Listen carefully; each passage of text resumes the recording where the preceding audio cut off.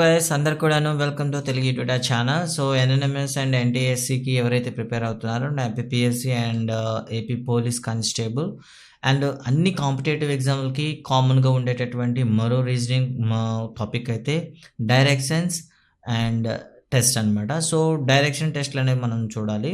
So ఈ direct టెస్ట్లు చేసేటప్పుడు మనకు కొన్ని బేసిక్ ఐడియాస్ ఉన్నట్లయితే వీటిని మనం ప్రాబ్లం చాలా తేలిగ్గా చేయవచ్చు. So let's go for the concept. So కాన్సెప్ట్కి వెళ్ళే ముందు గాయస్ మీరు ఎవరైనా సరే మా ఛానల్ ఫస్ట్ టైం చూస్తుంటే ప్లీజ్ సబ్స్క్రైబ్ చేసుకోండి. పక్కన బెల్ ఐకాన్లో ఆల్ నోటిఫికేషన్ ఎనేబుల్ చేయండి. మా ముందు వచ్చే వీడియోస్ అన్నీ కూడా మీకు ఎప్పటికప్పుడు నోటిఫై చేస్తుంటాయి. ఓకే గైస్, ఇక స్టార్ట్ చేద్దాం. సో మా ఛానల్ ప్రత్యేకత మీకు అందరికీ తెలుసు. కేవలం వీడియోసే కాదు, వీడియోస్తో పాటు కొన్ని ఫ్రీ టెస్ట్లు కూడా మనకి ఇవ్వడం జరుగుతుంది అప్ టు మీ ఎగ్జామ్ అయినంత వరకు కూడా. ఓకేనా, ఇప్పుడైతే మనం ఏం చేద్దాం. సో ఫస్ట్ ఆఫ్ ఆల్ అయితే డైరెక్షన్ గురించి వెళ్ళేటప్పుడు ముందుగా మనకు ఉండేటటువంటి పేపర్ పైన 2D డయాగ్రామ్స్ పైన అసలు డైరెక్షన్స్ ఏ విధంగా ఉంటాయి, మూలలు ఏ విధంగా ఉంటాయి అనేది ముందుగా అయితే మనకు ఒక ఐడియా ఉండాలి. సో అందుకే మనం ఏం చేస్తామంటే, సో ఈ ప్రాబ్లమ్స్ చేసేటప్పుడు అయితే రఫ్లో ఫస్ట్ ఆఫ్ ఆల్ మీరు ఏం చేయండి అంటే క్యాంపస్ని మనం డ్రా చేయాలన్నమాట. క్యాంపస్ని డ్రా చేయండి. ఎలా? సో క్యాంపస్ని డ్రా చేసుకున్నట్లయితే సో అప్వర్డ్ ఉండేదాన్ని ఎప్పుడు కూడాను, అంటే రైట్ సైడ్ ఉండేదాన్ని ఎప్పుడు కూడా మీరు ఈస్ట్గా గుర్తుంచుకోండి. సో ఈస్ట్ అనేది వచ్చింది కాబట్టి దానికి ఆపోజిట్ డైరెక్షన్ మీకు వెస్ట్ వస్తుంది. ఓకే, అండ్ అప్వర్డ్ ఎప్పుడు కూడా మీరు ఏం చేయాలంటే నార్త్ గాని గుర్తుంచుకోండి, నార్త్ అనమాట. అండ్ డౌన్వర్డ్ ఎప్పుడు కూడా మీరు సౌత్గా గుర్తుంచుకోండి. ఇది మనకి పేపర్ ప్లేన్ పైన ఉండేటప్పుడు డైరెక్షన్స్.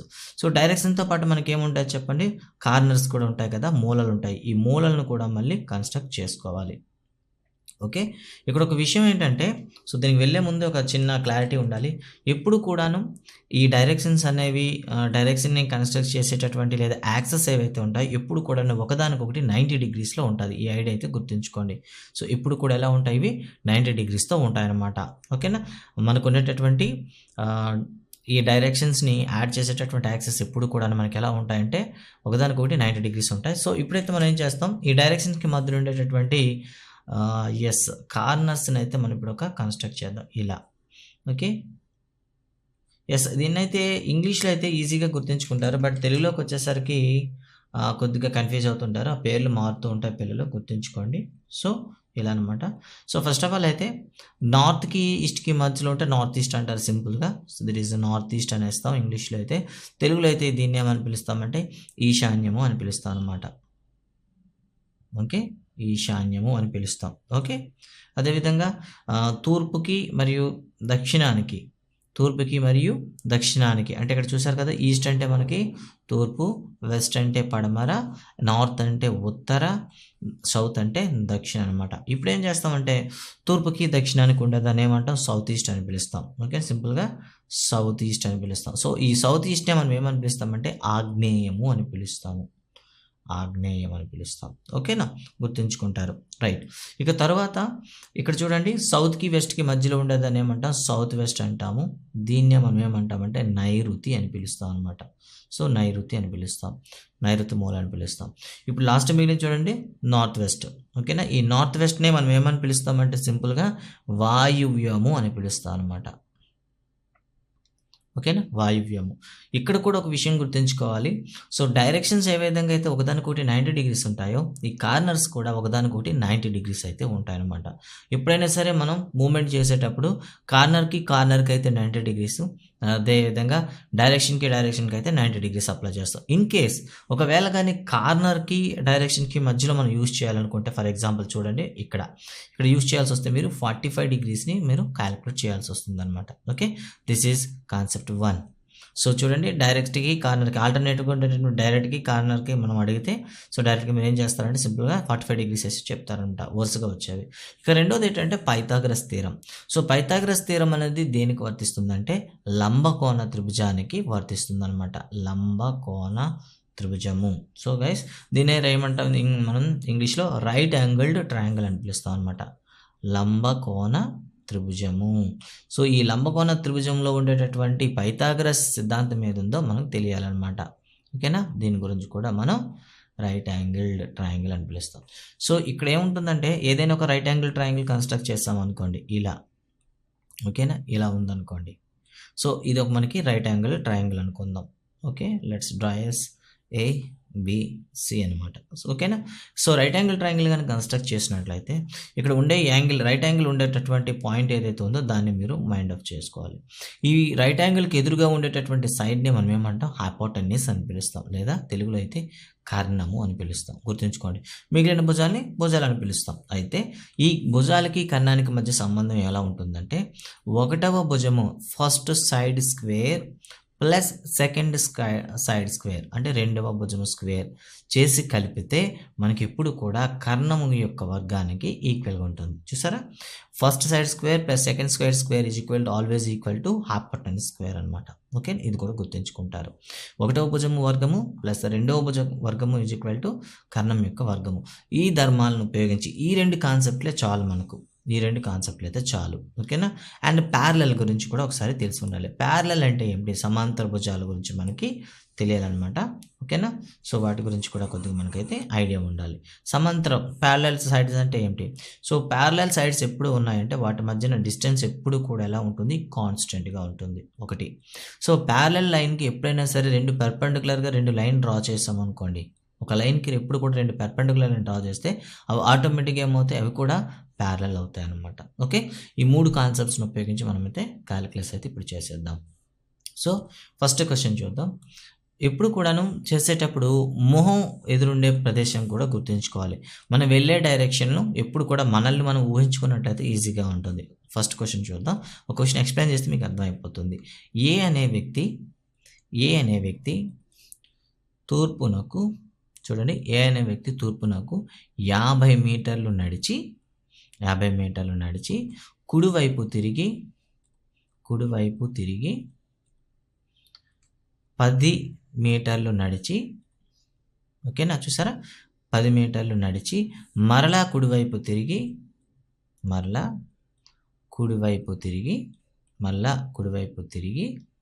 50 మీటర్లు నడిచెను. అయితే అతను ప్రారంభ స్థానం నుండి ఎంత దూరంలో ఉన్నాడు, ప్రారంభ స్థానం నుండి ఎంత దూరంలో ఉన్నాడు, అదేవిధంగా ఏ దిశలో ఉన్నాడు. ఇప్పుడు క్వశ్చన్ అండి, ఇలా క్వశ్చన్ మనకి రావడం జరుగుతుంది. సో ఏ అనే వ్యక్తి 50 మీటర్లు తూర్పు వైపు నడిచాడు, అక్కడ నుండి రైట్ సైడ్ తిరిగాడు, 10 మీటర్స్ ట్రావెల్ చేసి అక్కడ నుండి మళ్ళీ కుడివైపు తిరిగి 50 మీటర్లు నడిచాడు అనమాట. అయితే స్టార్టింగ్ నుండి ఎలా ఉన్నాడు. ఇలాంటి క్వశ్చన్స్ ఇచ్చేటప్పుడు మాత్రం కొద్దిగా ఆలోచించండి, ఒక బిట్ పోతుంది. సో వెంటనే క్వశ్చన్ దగ్గర ఒక చిన్నది, ఒక పెన్సిల్ మన దగ్గర ఎలా ఉంటుంది కదా అప్పుడు, సో చిన్నది ఏం చేస్తారు, క్యాంపస్ అనేది కన్స్ట్రక్ట్ చేసేయండి. So east, west, north, south apply చేసుకోండి. ఇప్పుడు ఏం చేస్తారంటే క్వశ్చన్ ప్రకారం ఇమేజ్ని డ్రా చేయండి. ఫస్ట్ వన్ ఏ అనే వ్యక్తి తీసుకుందాం. సో ముందుగా ఏం చేశాడు, తూర్పు డైరెక్షన్. సో ఇక్కడ పాయింట్ ఉంది, పాయింట్ నుండి తూర్పు అంటే మనకి క్యాంపస్ చూసుకుంటే, అసలు క్యాంపస్లో చూసుకుంటే మనకి ఏమవుతుంది, రైట్ సైడ్ ఉంది. ఓకేనా. సో రైట్ సైడ్ అనమాట 50 మీటర్స్ నడిచాడు. Let's write 50 metres. తర్వాత ఏం చేశాడు, సో ఇప్పుడు ఏం చేస్తారు, మిమ్మల్ని మీరు ఆ వేలో ఊహించుకోండి. ఎస్ వెళ్ళాను. నెక్స్ట్ రైట్ సైడ్ అంటే ఏమవుతుంది, ఆ డైరెక్షన్లో మీరు చూసుకుంటే రైట్ సైడ్ అంటే రైట్ సైడ్ కుడివైపు అంటే డౌన్వర్డ్స్ ఇలా తిరిగి వచ్చాడు. సో డౌన్వర్డ్ తిరిగి వచ్చారంటే ఇప్పుడు మీ ఫేస్ ఏమవుతుంది, ఇలా పెట్టారనమాట, ఇలా ఫేస్ పెట్టారు. ఓకేనా, అంటే మీరు ఇటువైపు చూస్తున్నారు. ఇప్పుడు మీకు రైట్ సైడ్ ఏమవుతుంది చెప్పండి, మళ్ళీ రైట్ సైడ్ అనేసరికి ఈ డైరెక్షన్ అవుతుంది. సో ఒకసారి ఊహించుకోండి, అదే ప్లేస్లో ఉండి ఇటువైపు మీరు ఫేస్ చేసినట్లయితే ఏ డైరెక్షన్ అవుతుంది. సో మళ్ళీ కుడివైపు అంటే ఇటువైపులో మీకు చూపించడానికి అవకాశం ఉంటుంది. సో ఇటువైపు మళ్ళీ ఏం చేశాడు, 50 మీటర్లు నడిచాడు. ఎప్పుడు కూడా మనం ఒక దిశ నుండి ఇంకో దిశకు తిరిగేటప్పుడు ఆ దిశల మధ్య తిరిగేటప్పుడు కూడా కోణం కూడా గుర్తుంచుకోవాలి. ఎప్పుడు కూడా దిశ తిరిగేటప్పుడు ఆ మధ్యన కోణం ఎప్పుడు కూడా మనం 90 డిగ్రీలుగా తీసుకుంటాం అనమాట. ఎలా అయితే చూడండి ఒకసారి. సో 50 మీటర్లతో నడిచాడు, 90 డిగ్రీల కోణంతో కింద తిరిగాడు, మళ్ళీ ఏం చేశాడు, ఇటువైపు తిరిగాడు. సో ఎండింగ్ పాయింట్ అయితే ఇక్కడికి వచ్చింది. నిజానికి చూస్తే ఇది ఎలా ఉంది, ఒక రెక్టాంగిల్ షేప్ని అంటే దీర్ఘచతురస్రానికి మనకి ఐడియా ఇస్తుంది. ఇప్పుడు చూడండి, ఈ రెండు పాయింట్లు కానీ మనం యాడ్ చేసాం అనుకోండి, రెక్టాంగిల్ ఫామ్ అవుతుంది. సో రెక్టాంగిల్ ఏమవుతుంది, ఆపోజిట్ సైడ్స్ అన్ని ఈక్వల్ కదా, అయితే ఇది కూడా ఏమవుతుంది, 10 మీటర్స్ అవుతుంది అనమాట. ఈ విధంగా మనం ఏం చేయొచ్చు, ఈజీగా క్యాలిక్యులస్ చేయొచ్చు. ఇప్పుడు మరో ప్రాబ్లం చేద్దాం. మీకు కూడా కొన్ని ఎగ్జాంపుల్ ప్రాబ్లమ్స్ అనేవి మీకు ఇవ్వడం జరుగుతుంది, ఆల్రెడీ తెలుసు. చాలామంది అయితే ఛానల్ ఫాలో అవుతున్నారు. సో కొన్ని క్వశ్చన్స్ నేను చెప్పడం జరుగుతుంది, కొన్ని క్వశ్చన్స్ అనేవి మీకు ప్రాక్టీస్ కోసం ఇవ్వడం జరుగుతుంది. సో అలా ఈ క్వశ్చన్ ఒకటి చూద్దాం ఒకసారి మీకోసం అయితే. రైట్, ఇక్కడ క్వశ్చన్ అయితే ఇవ్వడం జరిగింది. Ajay walks 24 kilometers toward east direction and turns to right hand side and takes a drive of another 10 kilometers. He then turning to his right, drives towards west another 10 kilometers. He then turns to left and walk another 8 kilometers. After that he turns to right to travel 14 kilometers. How far is he from his initial point అని ఇచ్చాడనమాట. So question చూస్తే కాస్త కంగారుగానే ఉంటుంది, but ఏం చేయాలి మనం ఆ క్వశ్చన్కి సరిపోయేటట్లయితే ఇమేజ్ అయితే మనం ప్లాట్ చేసుకోవాలి. సో చూద్దామా.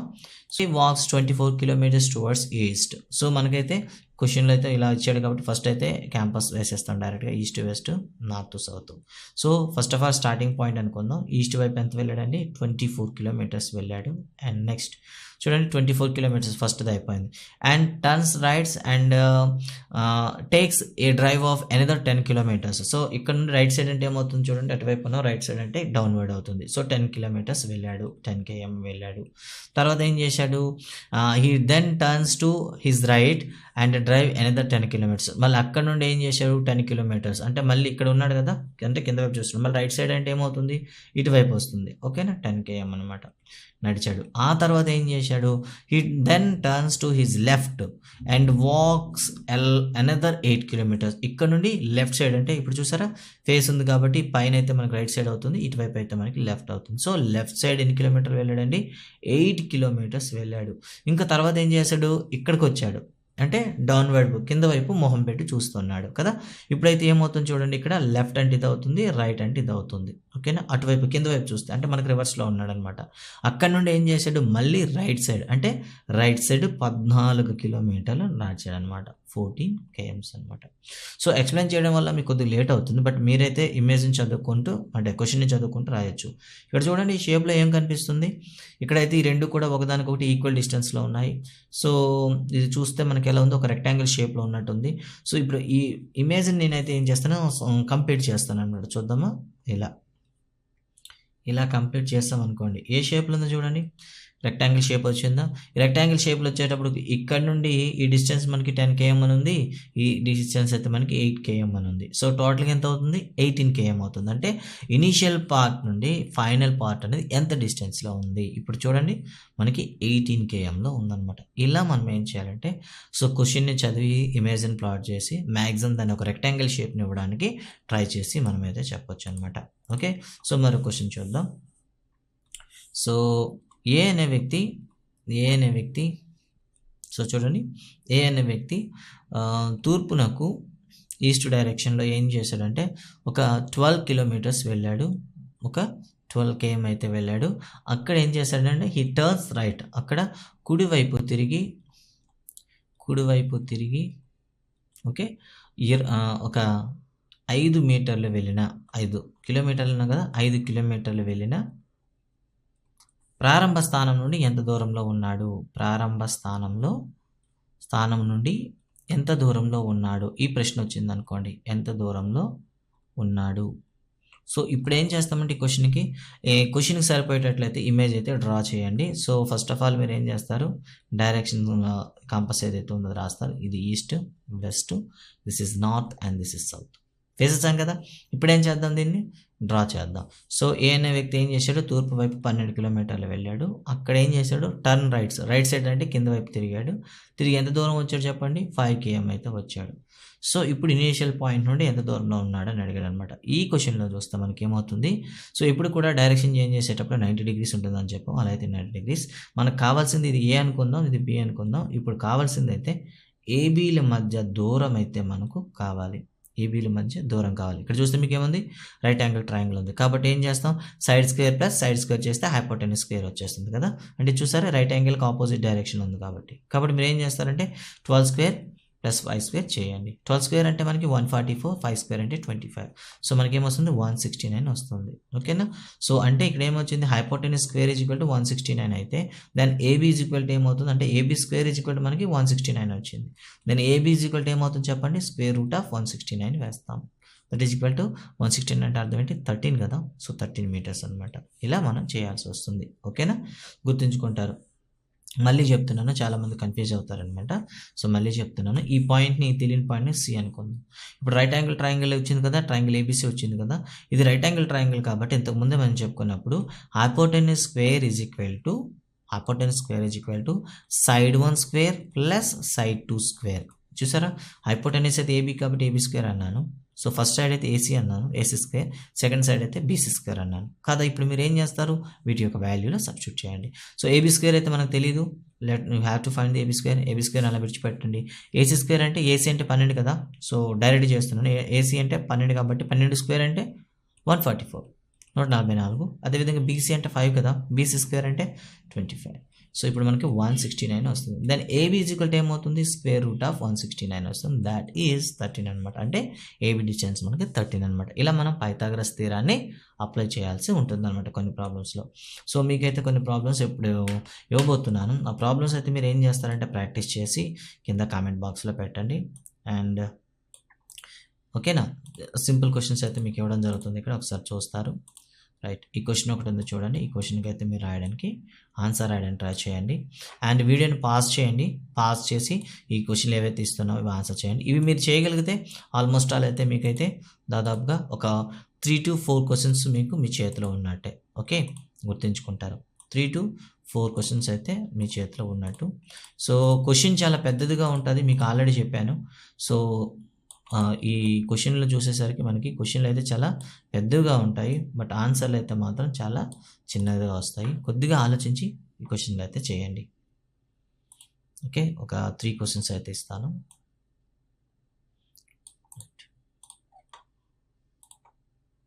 సో ఈ క్వశ్చన్స్ అన్నీ మీరు చేసేసి కామెంట్ బాక్స్లో పెట్టండి. రైట్, అదేవిధంగా తొందరలో మీకు కిందన డిస్క్రిప్షన్లో మీకు ఒక ఎగ్జామ్ కూడా లింకప్ చేయడం జరుగుతుంది. సో ఆ ఎగ్జామ్స్ కూడా మీరు రాయొచ్చు. బోత్ ఇంగ్లీష్ అండ్ తెలుగు మీడియంలో యాడ్ చేయడం జరుగుతుంది. సో అభ్యర్థులు ఎవరైనా సరే ఇంట్రెస్ట్ ఉంటే వాటిని కూడా మీరు రాయొచ్చు. ఓకే గైస్, ఇది అయితే ఈరోజు mental ability topic, directions and sense అనమాట. సో అక్కడ ఉన్న కండిషన్ కాలం కనుక మీరు రైట్ సైడ్ లెఫ్ట్ సైడ్ అనేది క్లియర్ కట్గా మీరు ఏం చేస్తారంటే ఇమేజ్ని డ్రా చేయగలిగితే 90% అయితే మీరైతే ఆన్సర్ చేయగలుగుతారు. ఓకే, ఇన్ కేసు మీరు ఇమేజ్ అనేది కరెక్ట్గా వేయలేకపోతే మాత్రం ప్రాబ్లం వస్తుంది. సో పర్టికులర్గా అక్కడ ఉన్న కంటెంట్కి సరిపడేటట్టు ఇమేజ్ అయితే డ్రా చేయండి. Okay guys, thank you very much. And మీరు వీడియో ఎలా అనిపించింది అండ్ మీరు ఈజీగా చేయగలుగుతున్నారా లేదా ఇంకా డెప్త్గా చెప్పాలనేది మీ కామెంట్స్ ఇచ్చినట్లయితే డెఫినెట్గా చెప్తాను. ఎస్పెషల్లీ ఎన్ఎన్ఎంఎస్ అండ్ టీఎస్సీ వాళ్ళకైతే ఖచ్చితంగా దీని నుండి 4 to 5 క్వశ్చన్స్ వస్తాయి. Okay, all the best guys. Thank you very much. Bye.